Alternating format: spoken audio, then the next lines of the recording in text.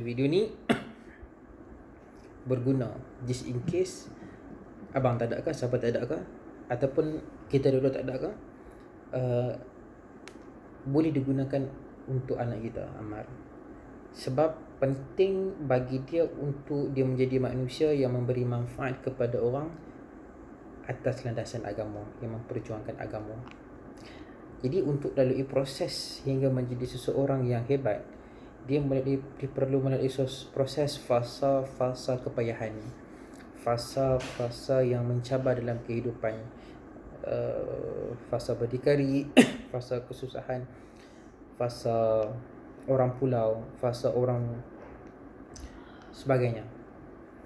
Jadi fasa-fasa inilah yang kalau kita tengok dia jadi kepada Nabi Muhammad SAW, para sahabat, semua yang lalui proses-proses challenge di awal waktu, dia akan lebih mudah untuk bersenang dan tahu menguruskan kehidupan pada masa akan datang ataupun sewaktu mereka susah, sebab dia tahu macam mana nak solve the problem.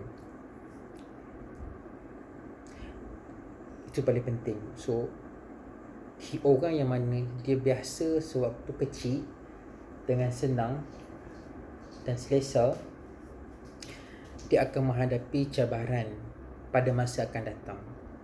Sebab cabaran masa tu dia tidak akan terhenti, dia akan sentiasa datang dan pergi dan datang lagi, sehingga kita nama jenazah.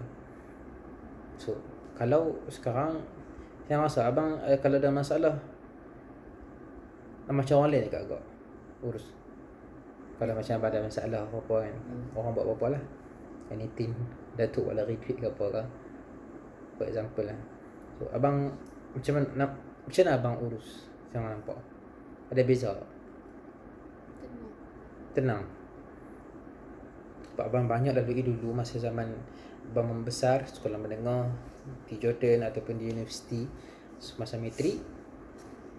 So abang boleh fasa-fasa yang sukar, yang pada logik abang, ini bukan level abang punya ujian ni, ni level orang besar-besar ni, level orang-orang dewasa. Tapi abang dibawa ujian tu, level PhD tu dibawa kepada umur sekolah menengah.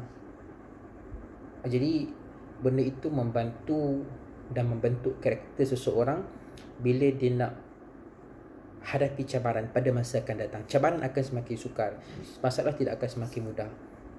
Setiap level akan ada cabaran yang berbeza. Tetapi apabila kita sudah ada karakter daripada awal dan kita sudah matang menguruskan masalah persepsi, so dia akan buat kita lebih mature sewaktu menguruskan isu pada masa akan datang, walau apapun isu.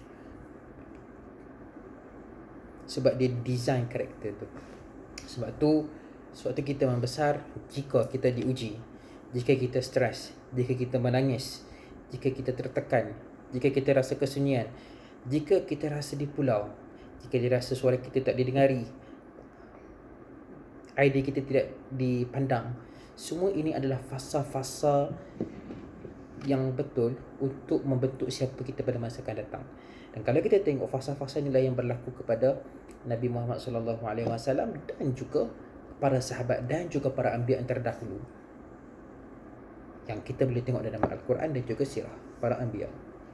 So Ammar perlu lalui proses challenges ini to be somebody in the future. For example, kalau kata abang punya mengaji online.com can go far away and so far away to the world, can make impact to the world, dan juga umrah haji abang, dia tidak sekadar di Malaysia, maybe around the world. I can help people around the world, for example. So Ammar perlu menjadi lebih tough, prepared, more than me. Dia mesti diisi dengan ilmu sangat penting. Kerana sewaktu abang stress, abang pressure, one thing help me, nobody help me, if someone help you when you are struggle, there is something wrong. Orang tolong kita sewaktu kita susah, itu pelik. Orang biar kita tak pedulikan kita, that's normal. Sebab itu benda yang menyelamatkan abang suatu ketika dahulu adalah ilmu. Bila ada masalah, ilmu datang membantu apa yang sepatutnya abang buat to be the right person. So amal dia kena lalui proses tu juga. To be somebody, be different, be matured and be knowledgeable more than others. Dia ada kita panggil orang yang sebaya dengan dia. Sebaya bahasa Inggeris panggil apa? Tu lah. So that is the process. Then bila kita dalam fasa tersebut, kita ada karakter, kita dah ada karisma, gunakan karisma tu untuk kita menyumbang kepada agama. Kerana hasil daripada kita tuai dekat dunia, kita akan menuai di alam akhirat. Itu adalah tujuan kita hidup.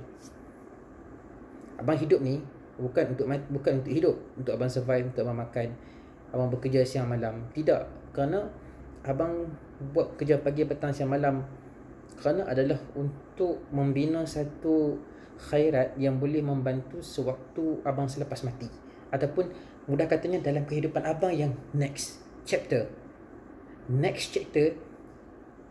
is more happy ataupun happiness daripada chapter yang sebelum itu. So kita berjuang di hidup ni, apa yang abang buat sama juga untuk akhirat. So saya pun kena ada vision yang sama macam abang. Saya kena ingat tau, kita mesti mati. Seperti contoh, abang kena ACL operate, abang nak sihat, abang mesti kena operate. Sebab dah putus orang abang punya urat nak jaga depan ni. So tidak abang kena operate. Ada orang takut nak lari apa, memang kena operate. Antara benda-benda takut gigi, apa pilihan ni abang ada? Kita banyak pilihan. So kalau in case kalau abang kena apa pun, still kena buat kalau tak ada pilihan. Dan sekarang ni untuk kita hidup di satu alam yang mana adil, di satu alam yang mana boleh tunaikan semua impian, yang mana boleh kita hidup senang lenang, tak pernah rasa sedih, tak pernah rasa susah dan sebagainya. Untuk kita dapat benda tu, kita kena ada satu proses yang namanya adalah terpisah daripada badan. Kerana badan kita ni tak cukup gah, tak cukup cantik dan tak cukup sempurna sesuai untuk alam syurga yang kita nak masuk. So kena pastikan kita membina roh kita itu secukup sempurnanya, supaya di syurga nanti, kalau orang lain lah, kalau lagi balap kapal terbang tu, kita tak mau motor, kita nak bina kapal terbang yang canggih, yang kita boleh terbang ke mana dan kemari tanpa kita perlu yang besar. Canggih ni senang cerita Iron Man.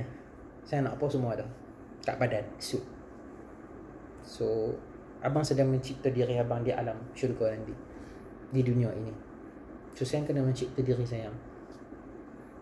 Saya jaga amal, itu salah satu benda dia. Apa yang saya buat, saya membantu abang, saya pun akan dapat benda yang sama. Nabi sebut, man dalla 'alal khair kafa'alihi. Siapa yang membantu, Nabi kata siapa yang tunjuk.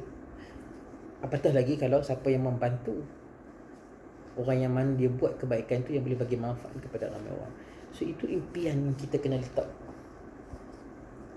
di mana pun kita, siapa pun kita dan apa yang kita buat, itu vision kena clear. Kita tidak bekerja untuk duit, tapi kita bekerja untuk menjadikan duit itu adalah hamba yang menjadikan kita lebih bertakwa, membantu kita menjadi lebih banyak bersedekah, membantu kita dalam kita menyumbang kepada lebih ramai orang. Andai kata tiba-tiba kita tidak seperti yang mana kita impikan ini, andai kata tersalah, tergelincir, kita masih ada wawasan dan vision, kita kembali ke landasan yang betul dan jalan terus sampailah kita berjumpa kepada Allah. Itulah nikmat yang paling besar. So vision tu kena clear. Waktu solat malam jangan tinggalkan. Solat berjemaah kena usahakan. Al-Quran jangan diabaikan. Terusan kekalkan momentum berdamping dengan Al-Quran. Sebab tu abang mengaji. Dan sebab tu juga abang umrah dan haji. Kerana dua-duanya memberikan kebaikan yang sangat besar. Quran akan bagi syafaat, umrah haji akan memberi pahala kepada berlipat ganda. Satu orang abang boleh bantu mudahkan dia pergi kepada umrah, dia ibadat solat sekali je 100,000 abang dapat. Bayangkan kalau abang dapat untung beratus ribu, banyak pahala yang abang ada. Kita tak tahu dosa apa yang kita nak tanggung nanti. Hutang yang kita bawa, hutang dosa. So bila kita ada bank pahala yang banyak, kita boleh bayar just in case. Dengan syarat kena ikhlas lah, ikut syariat semua. Bila kita ada bank yang kuat, senang in case apa-apa. Tapi harapnya tak ada lah hutang, sebab kita ni dosa banyak. Satu lagi sayang, andai kata siapa-siapa mati dulu, sayang mati dulu, abang mati dulu, kita kena happy. Sebab apa kita kena happy? Cuba tanya abang, sebab apa kita kena happy? Jumpa kat sana. Ha? Jumpa dekat sana. Ha? Jumpa dekat sana. Itu betul, tapi kenapa kita perlu happy kalau kita mati awal? Jumpa tu lambat lagi.